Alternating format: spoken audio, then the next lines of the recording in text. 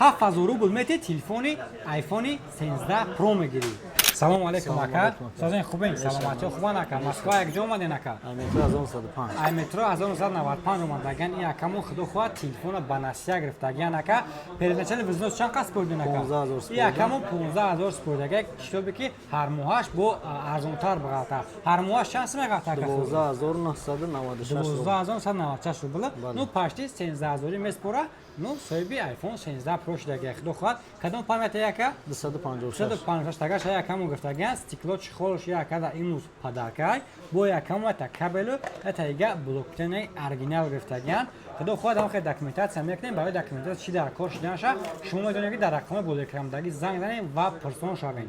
Ин акаҷон телефонактон ина боша договори шумо ва ин боша аксессуарош. Рӯзои нағза истифода кунед ака. Бачаҳода чӣ гуфтед ака? Бачаҳода гуфтанем ки гоя магазини Realphone бихарем.